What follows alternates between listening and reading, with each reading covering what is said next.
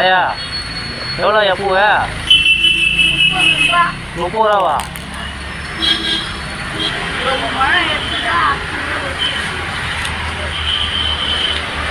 சரி கொடுத்துருங்க. ஆ என்னாச்சு உடம்புக்கு? புரியல. ஓ சாப்பிட்டீங்களா? எந்த ஊர் நீங்கள்? எங்க வீடு?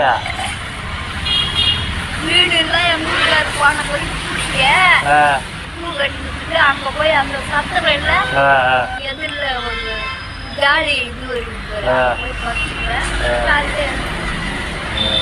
மூலியமா உங்களுக்கு எதனா உதவி தேவைப்படுதா?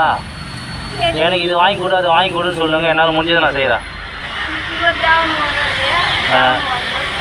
கவனம் வரும்போது சொல்றியா?